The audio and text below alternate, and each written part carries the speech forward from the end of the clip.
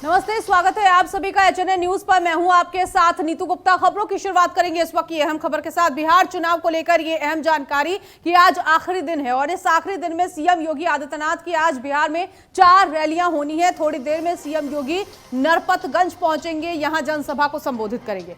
NDA के समर्थन में जनता से वोट की अपील करेंगे। तो आज बिहार विधानसभा चुनाव के प्रचार का आखिरी दिन है। शाम 5 बजे चुनावी शोर जो है वो थम जाएगा, आचार संहिता लागू हो जाएगी और इसमें किसी को भी चुनाव प्रचार करने की इजाजत नहीं होती है। सीएम योगी आदित्यनाथ आज बिहार में 4 रैली करने वाले हैं। सबसे पहले नरपतगंज पहुंचेंगे। थोड़ी देर में सीएम योगी की जनसभा होनी है। नरपतगंज में एनडीए प्रत्याशियों के पक्ष में जनता से वोट की अपील करेंगे। एनडीए के समर्थन में ये वोट अपील होगी, साथ ही साथ महागठबंधन पर भी निशाना साधेंगे। इन दिनों जो चुनावी बयानबाजियां हो रही हैं, मुख्यमंत्री योगी आदित्यनाथ का एक बयान काफी सुर्खियों में है। ये बयान कि जो राम का नहीं वो किसी काम का नहीं, और इसी बयान को लेकर इस वक्त बिहार की सियासत गरमाई हुई है। फिलहाल आज 4 अलग अलग जगहों पर सीएम योगी आदित्यनाथ की रैलियां होनी है। अब से थोड़ी देर में नरपतगंज पहुंचेंगे मुख्यमंत्री योगी आदित्यनाथ। चुनावी हुंकार भरते हुए नजर आएंगे और सुरक्षा के तमाम इंतजाम हो चुके हैं। लोगों का पहुंचना भी शुरू हो चुका है और थोड़ी देर में जनसभा को सीएम योगी आदित्यनाथ संबोधित करने वाले हैं। और बिहार में आज थम जाएगा चुनाव प्रचार का शोर। ये बड़ी जानकारी इस वक्त की कि 122 सीटों पर 11 नवंबर को वोटिंग होनी है। 20 जिलों के 122 सीटों पर ये वोट डाले जाएंगे। दूसरे चरण में 45,399 बूथों पर वोट कास्ट किया जाएगा। 122 सीटों के लिए 1302 उम्मीदवार चुनावी मैदान में हैं। तो देखिए, चुनाव प्रचार का आखिरी दिन है। शाम 5 बजे तक रैलियां धुआंधार होने वाली है सभी की। 122 सीटों पर 11 नवंबर को वोट डाला जाएगा और 1302 उम्मीदवारों की किस्मत ईवीएम में कैद होगी। इससे पहले चरण में 64% से ज्यादा मतदान हुआ और इस बार बिहार में बम्पर वोटिंग हुई है। अब देखना यही है कि पहले चरण में जो बम्पर वोटिंग हुई, क्या दूसरे चरण में भी जो 64% वाला आंकड़ा है वो जनता क्रॉस करती है या उतने पे ही बरकरार रहेगा या उससे कम परसेंटेज निकल कर सामने आएगा। दूसरा वोट जो है यानी कि दूसरे चरण का वोट कास्ट किया जाना है वो 11 नवंबर को होगा और चुनावी नतीजे 14 नवंबर को सामने आएंगे, जिससे पता चलेगा कि बिहार में अब की बार किसकी सरकार। आगे बढ़ेंगे। हरियाणा में अपराधियों के खिलाफ सख्त कार्रवाई देखने को मिली है। पुलिस ने 54 कुख्यात अपराधियों को गिरफ्तार किया है। ऑपरेशन ट्रैक डाउन के तीसरे दिन 54 अपराधी गिरफ्त में आ चुके हैं। ऑपरेशन ट्रैक डाउन में 3 दिनों में कुल 926 गिरफ्तारियां हो चुकी हैं। गिरफ्तार 926 अपराधियों में से 110 कुख्यात अपराधी शामिल है। ये बड़ी जानकारी इस वक्त की। ऑपरेशन ट्रैक डाउन के तीसरे दिन 54 अपराधियों को गिरफ्तार किया गया है। लगातार ये ऑपरेशन ट्रैक डाउन चलाया जा रहा है। 3 दिनों में कुल 926 गिरफ्तारियां हो चुकी हैं। ये बड़ी जानकारी इस वक्त की। गिरफ्तार कुख्यात ये अपराधी बताए जा रहे हैं, जिसमें से 110 ये कुख्यात अपराधी हैं।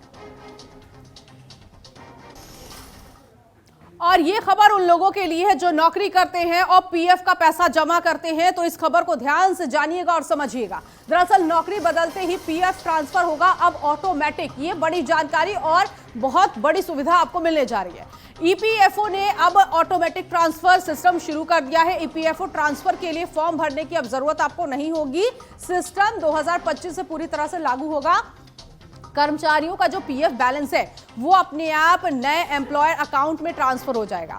आसान शब्दों में अब आपको समझाते हैं कि आखिर ये पूरा मामला क्या है। मान लीजिए कि आप किसी कंपनी में काम कर रहे हैं, वहां पर आपका पीएफ का पैसा कटता है। अब आप दूसरी कंपनी को ज्वाइन कर चुके हैं, तो जो आपका पीएफ कटता था ऑटोमेटिक आपका जो पीएफ मेंबर अकाउंट नंबर है वो दूसरा ट्रांसफर हो जाएगा। यानी वहां पर आपको फॉर्म भरने की जरूरत नहीं होगी। जो लोग नौकरी करते हैं, दूसरी जगह ज्वाइनिंग करते हैं, तो वो फॉर्म भरते हैं, उसमें पूरी डिटेल भरते हैं। लेकिन अब ये नया सिस्टम आ रहा है जिसके जरिए अब रास्ता और ज्यादा पीएफ के लिए आसान हो जाएगा। पीएफ बैलेंस जो है अपने आप नए एम्प्लॉयर अकाउंट में ट्रांसफर हो जाएगा। और आज उत्तराखंड का 25वां स्थापना दिवस है। पीएम नरेंद्र मोदी का उत्तराखंड दौरा है। आज थोड़ी देर में देहरादून पहुंचेंगे पीएम नरेंद्र मोदी। पीएम मोदी रजत जयंती समारोह में हिस्सा लेंगे। एक स्मारक डाक टिकट भी जारी करेंगे। पीएम मोदी 8,140 करोड़ रुपए से ज्यादा की परियोजनाओं का उद्घाटन करेंगे। 28,000 किसानों को 62 करोड़ रुपए जारी करेंगे पीएम नरेंद्र मोदी। तो थोड़ी देर में पीएम नरेंद्र मोदी देहरादून पहुंचेंगे। पीएम मोदी रजत जयंती समारोह में हिस्सा लेंगे।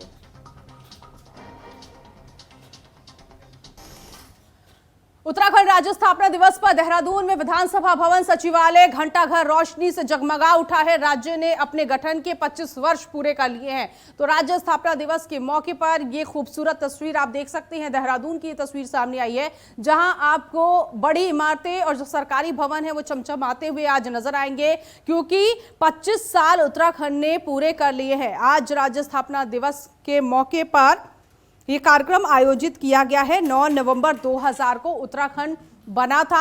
ये उत्तर प्रदेश से अलग हुआ राज्य, उत्तरांचल बना और उत्तरांचल के बाद फिर इसे उत्तराखंड बनाया गया। और इसीलिए इस राज्य ने कई दंश झेले हैं। इस राज्य ने आपदा भी देखी, इस राज्य ने लैंडस्लाइड भी देखा, इस राज्य ने बढ़ते हुए भी अपने आप को देखा, इस राज्य ने मजबूर लोगों को भी देखा और इस राज्य ने खुशहाल पहाड़ों को भी देखा है।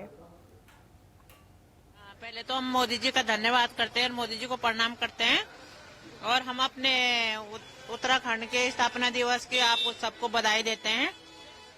हमारा उत्तराखंड अच्छा हो, स्वच्छ रहे और नशा विरोध सबसे ज्यादा है, अच्छे कार्य होते रहे और हमारे उत्तराखंड को मोदी जी कुछ अच्छा करके जाएं, यही हमारे लिए सबसे अच्छा है। धन्यवाद। क्या कहेंगे, ये तो पता नहीं क्या कहेंगे, अब जो कहेंगे सुनेंगे तो। आपको क्या उम्मीद है? मोदी जी आ रहे हैं, स्थापना दिवस है, आए हैं। हाँ जी, हाँ जी, आए हैं तो काफी लोग, संख्या में भी लोग आ रहे हैं। हाँ जी, हाँ जी, उत्साहित हुए हैं, आ रहे हैं, तो कैसा लग रहा है? अच्छा लग रहा है। मोदी जी को पहली बार देखेंगे, बढ़िया लग रहा है। और मोदी जी अच्छा कहें, लेडीजों को आगे निकलने की प्रेरणा दे, औरतों के बारे में अच्छी अच्छी बातें कहें और अच्छा लग रहा है। आ रहे। नमस्कार, मेरा नाम मीनू है। मैं संगम क्लस्टर में बिजनेस प्रमोटर के पद पर कार्यरत हूँ और आज हमारी समूह की महिलाएं यहाँ पर आई हैं और मोदी जी का यही है कि हमारी समूह की महिलाओं के लिए कुछ अच्छा बोले, कुछ अच्छा कहें। हाँ जी, हाँ जी, मोदी जी के लिए हम बस उनके विचार सुनने के लिए आए हैं। कैसा लग रहा है? बहुत अच्छा लग रहा है। आज लाइव देखेंगे उनको, अच्छा लग रहा है। Thank you. आमकेपी कॉलेज। अच्छा, आज स्थापना दिवस, आप मुझे बताइए, 25 साल हो गए हैं। हाँ, मोदी जी भी आए हैं। हाँ, क्या तो हम मोदी जी से बात कर सकते हैं, पॉइंट ऑफ व्यू रखना है। क्या आपका मतलब, मोदी जी आए हैं, 25 वर्ष हो गए हैं, तो क्या कहेंगे आप? मतलब क्या आपको ऐसा लगता है? अगर मौका मिला तो भाई मैं तो अपना पॉइंट ऑफ व्यू रखूंगी। अच्छा जी, हाँ। आप कहेंगे? आप क्या? जीनत। अच्छा, हम ऐसा होता है कि 25 साल हो गए आज। अब क्या होता है कि बहुत सारे बच्चे आए हैं, बहुत उत्साहित होते हैं कि मोदी जी आ रहे हैं, कुछ सुनने के लिए।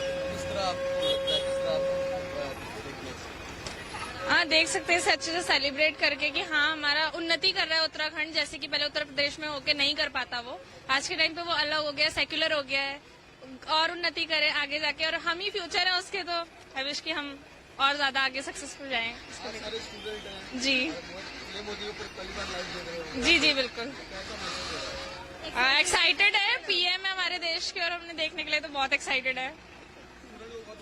बिल्कुल, जी जी जी जी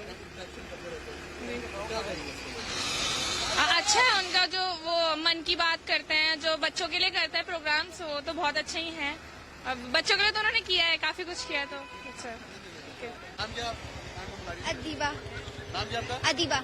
अच्छा, ये मोदी आ रहे हैं, 25 वर्ष हो गए हैं उत्तराखंड को स्थापना दिवस पे आ रहे हैं, तो कैसा महसूस हो रहा है, क्या लग रहा है? बहुत एक्साइटमेंट हो रही है। पहली बार मोदी जी को सामने से देखेंगे तो और अच्छा भी लग रहा है। स्टूडेंट बहुत एक्साइटेड होते हैं पीएम मोदी से मिलने के लिए, बहुत ज्यादा होता है, क्या लगता है आपको? I don't know. क्या नाम है आपका? मेरा नाम शिवानी रावत है। हाँ, अच्छा जी, क्या कहेंगे आप? ये मोदी जी आ रहे हैं, 25 साल हो गए हैं उत्तराखंड को, ठीक है, सिल्वर जुबली मना रहा है पूरा राज्य, तो किस तरह देखेंगे आप? मोदी जी आ रहे हैं यहाँ पे और किस तरह देखते हैं इसको? अच्छी बात है, मोदी जी आ रहे हैं और गर्व की बात है कि हमारे उत्तराखंड को 25 साल हो गए हैं, तो उस टाइम पे मोदी जी आ रहे हैं। बाकी तो अब अंदर जाके पता चलेगा। एक्साइटेड हैं आप लोग? हाँ, एक्साइटेड हैं कि हमें प्रधानमंत्री जी से मिलने का मौका मिलेगा देखने का मौका मिलेगा, उन्हें सुनने का मौका मिलेगा। और टाइम तो हम टीवीज में सुनते हैं, देखते हैं, लेकिन यहाँ हम पर्सनली आके उनसे मिल रहे हैं, आंखों से देखेंगे तो एक्साइटेड है। उत्साहित हो रखे हैं आप? हाँ, उत्साहित तो है। बिहार विधानसभा चुनाव के बीच सड़क किनारे वीवीपैट पर्चियों के मिलने का मामला सामने आया। इस पर आरजेडी नेता तेजस्वी यादव ने प्रतिक्रिया दी है। तेजस्वी यादव का कहना है कि यह गंभीर मुद्दा है और चुनाव आयोग को तुरंत इसकी जांच करनी चाहिए। 65% आरक्षण खाकर किस तरह की बातें कर रहे हैं। गुजरात में फैक्ट्री की बात करेंगे, यहाँ ऐसी बातें करेंगे। वही तो हम बोल रहे हैं कि हिसाब दें कि गुजरात को क्या दिया, बिहार को क्या दिया। और इलेक्शन कमीशन की जिम्मेदारी है कि भाई ये जो भी पर्चियां मिल रही है कैसे मिल रही है, या अगर सीसीटीवी अगर गायब कर दिया जा रहा है, वीडियो गायब कर दिया जा रहा है, तो इस तरह की बातें तो होंगी। उधर जौनपुर साइबर क्राइम थाना ने बड़ी सफलता हासिल करते हुए साल 2025 में साइबर फ्रॉड मामलों में होल्ड कराए गए 2,77,00,000 रुपए समेत सैकड़ों मोबाइल फोन लोगों को वापस लौटा दिए हैं। अपर पुलिस अधीक्षक नगर ने पुलिस टीम की सराहना करते हुए कहा कि जौनपुर पुलिस की तकनीकी क्षमता और जन सेवा के प्रति समर्पण को दर्शाती है।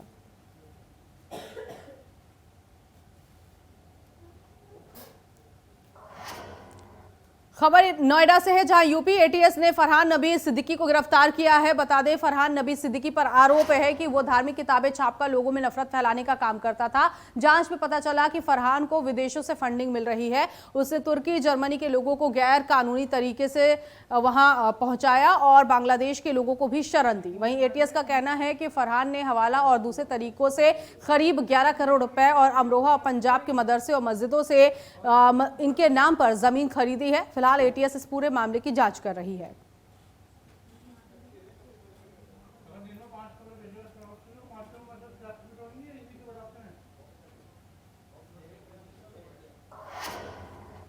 लखनऊ से खबर, जहां अवैध कोडीन कफ सिरप सप्लाई का पूरा मामला सामने आया है। कोडीन कफ सिरप कंपनियों में छापा पड़ा है। नकली बिलिंग के जरिए सिरप की यहां पर बिक्री हो रही थी। एफएसडीए ने जांच कर संचालकों पर कार्रवाई की है। एनडीपीएस एक्ट में मामला दर्ज हुआ है। विभाग सतर्क हो चुका। उत्तर प्रदेश में नशे के लिए कोडीन कफ सिरप की अवैध सप्लाई करने वाली 2 कंपनियों पर एफएसडीए विभाग ने बड़ी कार्रवाई की है। विभाग ने लंबी जांच के बाद खुलासा किया है कि 2 कंपनियां पूरे प्रदेश में कोडीन कफ सिरप की अवैध सप्लाई कर रही थी। ये कंपनियां लाइसेंस रद्द मेडिकल स्टोर्स के नाम पर नकली बिल बनाकर सिरप बेच रही थी। एफएसडीए ने संचालकों पर एनडीपीएस एक्ट में केस दर्ज किया है। उत्तर प्रदेश के मुजफ्फरनगर से एक चौंकाने वाला मामला सामने आया, जहां पुलिस ने एक स्कूटी का 20,74,000 रुपए का चालान काट दिया। यह खबर सोशल मीडिया पर तेजी से वायरल हो रही है। वायरल वीडियो के बाद पुलिस विभाग में हड़कंप मच गया। इसके बाद अधिकारियों ने तुरंत कार्रवाई करते हुए चालान राशि को घटाकर मात्र 4,000 रुपए कर दिया। इस घटना ने ट्रैफिक सिस्टम की लापरवाही पर भी सवाल खड़े कर दिए हैं। यह मुजफ्फरनगर के नई मंडी थाना क्षेत्र के एक सब इंस्पेक्टर द्वारा वाहन चेकिंग की जा रही थी। उसी समय एक बाइक जिसके पास कागज नहीं थे, डीएल नहीं था, उसको चेक किया गया तो उसमें 207 MB एक्ट की धारा लगनी थी। सब इंस्पेक्टर द्वारा सहवनवश भूलवश 207 के बाद MB एक्ट लिखना भूल गए। वो इस कारण से वो जो मिनिमम जुर्माना उसमें भरा जाता है वो राशि और 207 संख्या जुड़ गई। इस कारण वो ऐसा दिख रहा है, जिसे सही करा दिया गया। एटा में नगर पालिका परिषद के पूर्व सभासद हामिद अली उर्फ पप्पू की गोली मारकर हत्या कर दी गई। उनका शव रेलवे ट्रैक पर मिला, जिसकी सूचना स्थानीय पुलिस को लोगों ने दी है। सूचना मिलते ही रेलवे पुलिस मौके पर पहुंची और शव को कब्जे में लेकर पोस्टमार्टम के लिए भेज दिया है। वरिष्ठ पुलिस अधीक्षक, पुलिस बल और डॉग स्क्वाड ने घटना स्थल का निरीक्षण किया। गोली मारने के बाद अज्ञात हमलावर मौके से फरार हो गए और पुलिस मामले की जांच कर रही है।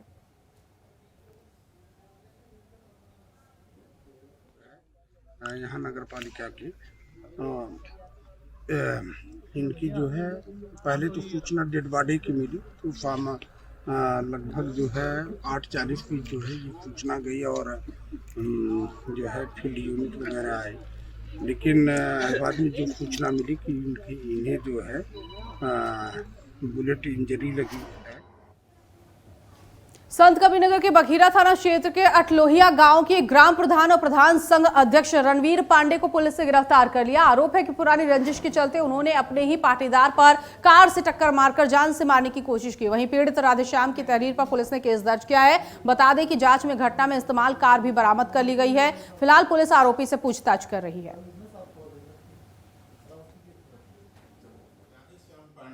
पुत्र राजा राम पांडे निवासी ग्राम अठलोहिया थाना बखीरा जनपद संत कबीरनगर द्वारा थाना बखीरा में एक लिखित तहरीर दी गई है कि उसके पटीदार रणवीर पांडे पुत्र इंद्रपाल पांडे से पुराना मुकदमा चल रहा है।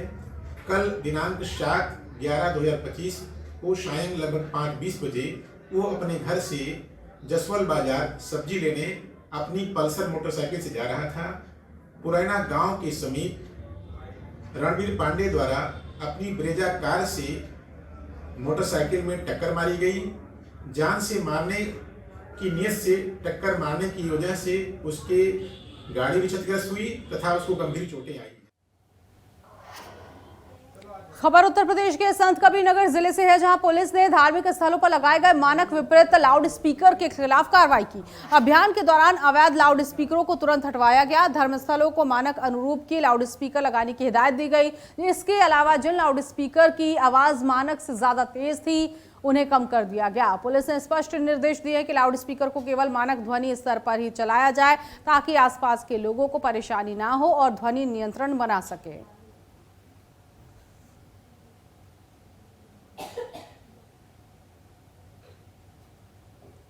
तो यूपी के संत कबीरनगर से खबर ये सामने आई है। तेज आवाज वाले जितने भी लाउड स्पीकर है इसको हाई वॉल्यूम पर चलाने की मनाही है और कहा गया है कि जो एक पैमाना होता है वॉल्यूम सेट करने का, उसी पैमाने के अनुसार ही लाउड स्पीकर्स बजाए जाए। अवैध लाउड स्पीकर्स के खिलाफ अभियान चलाया जा रहा है। दरअसल अवैध लाउड स्पीकर नहीं, जहां जहां लाउड स्पीकर की मनाही है, जिन स्थलों पर लाउड स्पीकर्स नहीं लगा सकते हैं उन जगहों पर अगर लाउड स्पीकर लगाए जा रहे हैं तो वहां पर पुलिस कार्रवाई कर रही है। दरअसल ये सब कुछ ध्वनि प्रदूषण को कम करने के लिए किया जा रहा है, इसीलिए लाउड स्पीकर हटाने का काम भी किया जा रहा है। तो संत कबीरनगर से ये खबर, जहां तेज आवाज में बजने वाले लाउड स्पीकर को कम किया गया, उनका वॉल्यूम एक मानक स्तर पर तय किया गया है, यानी कि जो एक वॉल्यूम मैनेजमेंट होता है उसका मैनेज करने का, उससे ऊपर अगर वॉल्यूम किया जा रहा है तो उस शख्स के खिलाफ कार्रवाई की जाएगी, उस संस्थान के खिलाफ कार्रवाई की जाएगी जहां पर लाउड स्पीकर लगाया गया और जिसने लाउड स्पीकर लगाया है।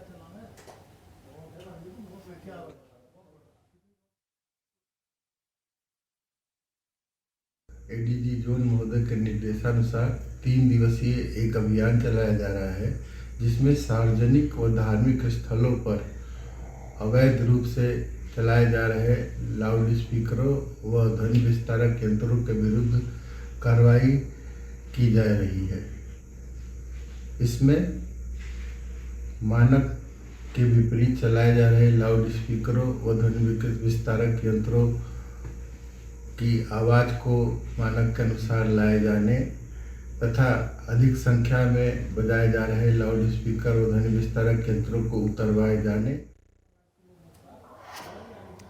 संभल के एसपी विधायक इकबाल महमूद ने न्यूयॉर्क के नए मेयर जोहरान ममदानी की जीत पर बयान देते हुए कहा कि ममदानी का विरोध करने वाले अंधे हैं और उनके पास अकल नहीं है। उन्होंने कहा कि इस्लाम नहीं बल्कि भारतीय काबिलियत की जीत है। उन्होंने doctor APJ Abdul Kalam, Sophia Qureshi और वीर अब्दुल हमीद जैसे नामों का उदाहरण देते हुए कहा कि हमें मुसलमानों की काबिलियत पर गर्व है। उन्होंने पाकिस्तान के निर्माण और बीजेपी की विचारधारा पर भी तंज कसा है और कहा है कि हम आपस में लड़ने की नहीं, देश की बेहतरी के लिए एकजुट होने की जरूरत है। जो योग्य हैं उनका इस्तेमाल कीजिए। उन्होंने कहा कि अगर पाकिस्तान ना बना होता तो आज देश के मुसलमान भी प्रधानमंत्री के दावेदार होते। करके क्या उसे हटा देंगे? विरोध करके हटा देंगे, मगर हम ये कह रहे हैं कि हिंदुस्तान में हमारे देश का रहने वाला है, क्या देश का सम्मान नहीं बढ़ा इससे कि हिंदुस्तान का रहने वाला था और वहां पे मेयर बन गया वो इतने, जहाँ सिर्फ 1% भी आबादी नहीं मुसलमानों की। अमेरिका में जिस जगह का मेयर वो बना है वहां पर 1% भी आबादी नहीं है, 1% से भी कम है। और वहाँ का मेयर वो बना। वहाँ के जो राष्ट्रपति हैं ट्रम्प साहब, उनकी इच्छा के विरुद्ध वो बना। उसमें कुछ ना कुछ तो होगा ना। हिंदुस्तान वाले असल में ये 2017 के बाद में हमारी जो काबिलियत है उसको वो यूज नहीं कर रहे। मथुरा ओल्ड जीटी रोड स्थित डाक बंगले पर 16 नवंबर को कोसी कला में होने वाली जैन चौधरी की रैली को सफल बनाने के लिए कार्यकर्ता सम्मेलन आयोजित किया गया। कार्यक्रम की अध्यक्षता जिला अध्यक्ष राजपाल सिंह ने की और संचालन पूर्व चेयरमैन जगपाल सिंह ने किया। इस मौके पर पूर्व मंत्री ठाकुर तेजपाल सिंह मुख्य अतिथि के रूप में मौजूद रहे और उन्होंने कहा कि जनता बदलाव चाहती है, अब करवट बदलने का समय आ गया है।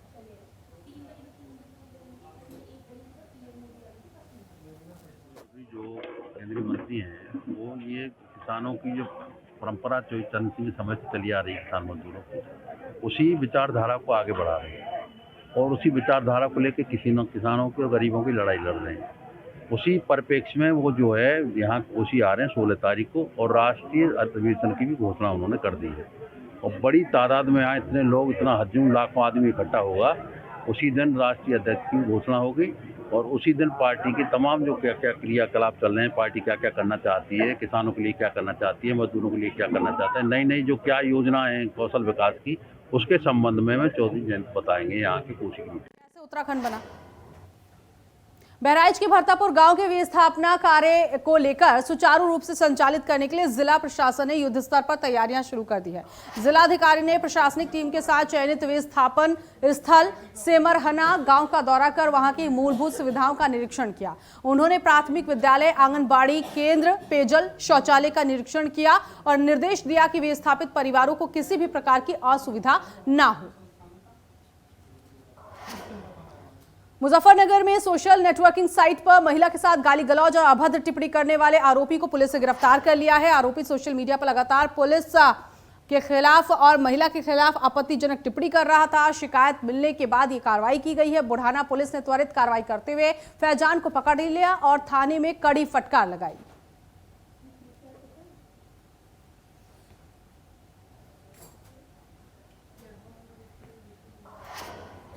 और इसी के साथ इस बुलेटिन में अभी के लिए बस इतना ही। बाकी की तमाम खबरों के लिए आप बने रहिए HNN न्यूज के साथ।